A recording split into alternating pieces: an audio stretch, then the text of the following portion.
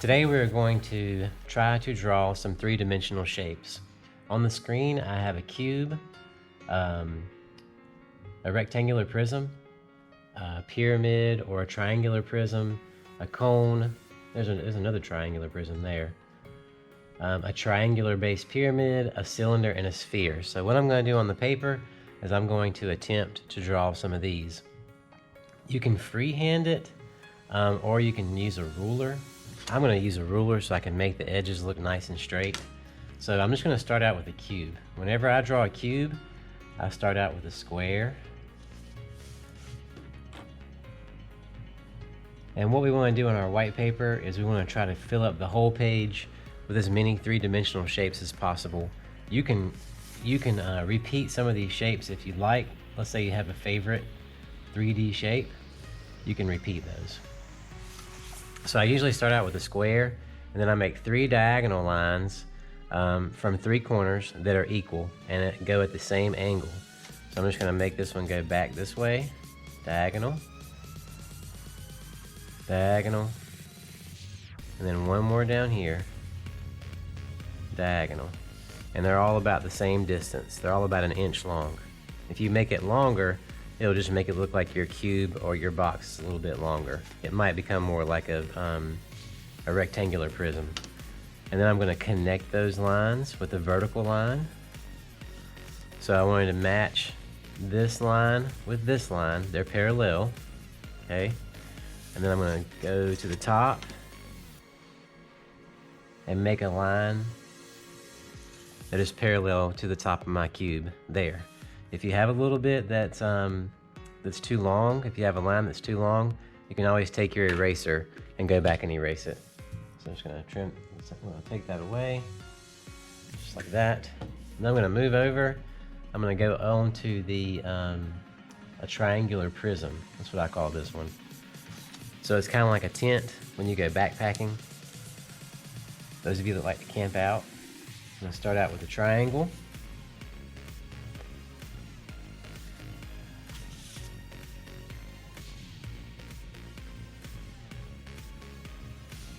And then I'm going to make 2 diagonal lines that are equal and they're parallel from 2 corners of my triangle. I'll make this one go off in this direction this time. So diagonal, diagonal.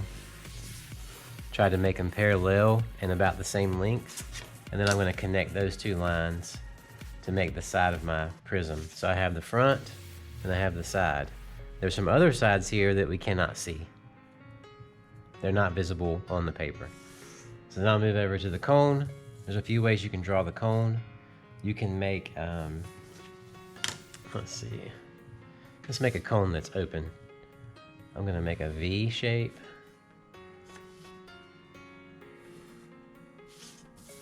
And then I'm going to draw an oval in the empty space at the top. So that's like an ice cream cone that's open on the top. If you want to make it closed, all you have to do is make your V shape.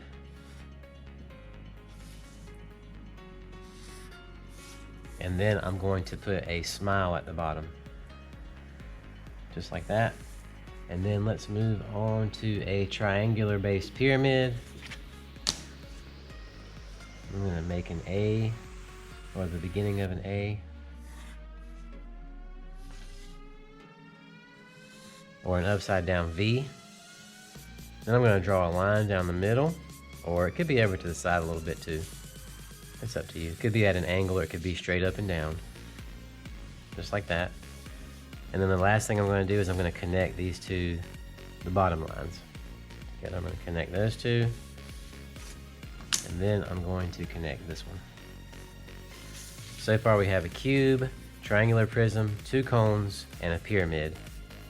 That would be I guess this could either be a square-based pyramid or a triangular-based pyramid, but you can't really see the bottom. You'd have to imagine that line connecting back there, or it goes this way and then this way. All right, the next one is a cylinder. I'm going to start out with an oval at the top. And then I'll make 2 vertical lines and go down. This could also help you draw like a glass of water, or a Coke can, or Pringles if you like to eat Pringles. You could use this shape to help you draw those things. Then at the bottom, I'm just going to connect that with a smile shape, just like that. Okay. Let's see. Oh, the sphere. The sphere is not easy to do. So if you have a roll of tape or something round, you can use that to help you draw a nice circle. Now, when you take it away, it does just look like a circle. It does not have any like depth. It just looks flat. So in a minute, I'm going to show you how to do some shading, and we're going to make all of these shapes look a little more 3D. The next thing I'm going to do is I'm going to take a Sharpie marker or a black marker, and I'm just going to trace these lines to make them stand out better. So I'm going to do that right now. Some of you may have a small Sharpie. I'm just going to use this wide one just for fun. It's going to make the lines stand out nice and bold. So I'm just going to go back and trace my pencil lines.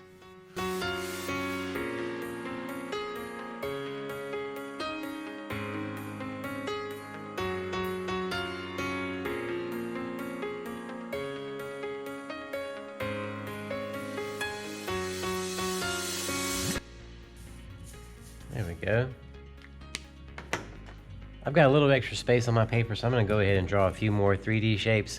I'm going to repeat some. I'm going to make a few more cubes. I think I can use cubes more for my final project, or final part of the project. All right, so in a minute we're going to start doing some shading, but I wanted to illustrate what we're doing to our 3-dimensional shapes by showing you some shadows on some real 3-dimensional objects. So for example, well, right now I have the window open and all the lights are off, so there's a lot of light coming from the window, which it's making that side of my Post-it notes bright. The top of my Post-it note is not quite as bright as the side. The side that's not getting light is dark, and this side is also dark because it's not getting direct light from the window. Same thing with the cylinder. It's just a paint can. On the right hand side over here, you'll see that there is light hitting, and then on this side it's a little darker where there's no light. Also on the paper you can see there's a cast. This is called a cast shadow. So that's the shadow that falls off of your object onto the ground. So if you're outside walking around and the sun is shining on one side, if you look to your opposite side, you'll see a cast shadow. And then the top of that can is not quite as light as this side over here. So of course the side that's facing the window is getting the most light, and the side that is not has some shadowy areas. So we're going to try to do that on our paper. We're going to try to show that on our paper that we just drew. All right, to do this, we're just going to be using our pencil, and we're just going to create some shading inside of our object. So I'm just going to pretend that the light is still coming from the window. So the side of this cube that I cannot see is going to be bright. The opposite side is going to be dark. So I'm just going to take my pencil.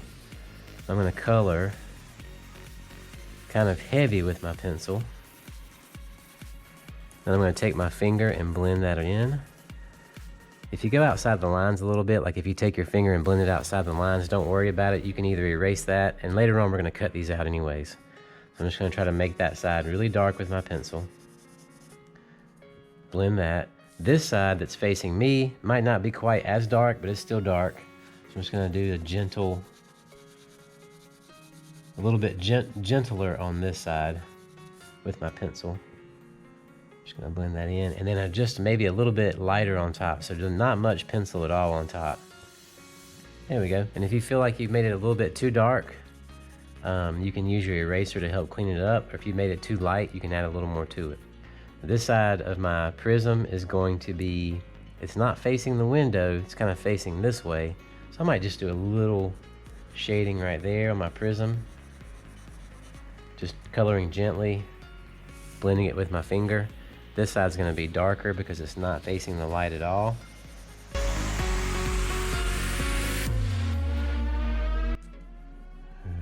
And then I'm going to, the cone is a little different. The light is hitting over here, so this side's gonna be darker. So I'm gonna color this dark on this side. This is where the blending comes in handy. On a rounded surface, I'm gonna blend this over. I'm gonna do it with this finger so you can see. So it goes from dark to light. So I'm gonna make it kind of like really dark on one side, maybe like a medium dark in the middle, but then really light on the opposite side. So I'm blending it over to the center like that. Now if it's if your cone is hollow, or you can see down inside, then the light would be hitting over here and the light would not be hitting right here. So I'm just going to give that one some shadows on the inside of my cone there. I'm going to blend that over just like I did the other one. Same thing on this cone. Just going to make this side extremely dark. And then blend that over.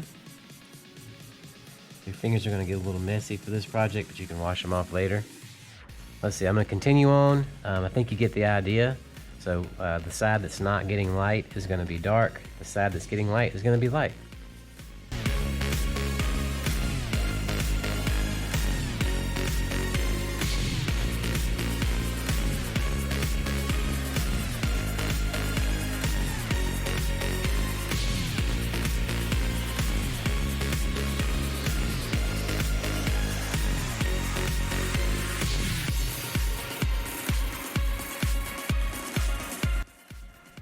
All right, so I just finished blending, or shading and blending the shadows on my three-dimensional shapes. Remember, your goal is to try to fill up the page as much as you can with 3D shapes. I guess make them about the size of, I don't know, maybe 4 or, I got a ruler, let's measure.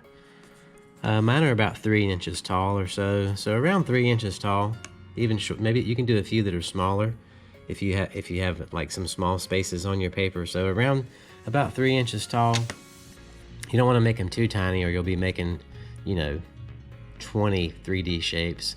So try to keep them, you know, about the size of half of your hand or so.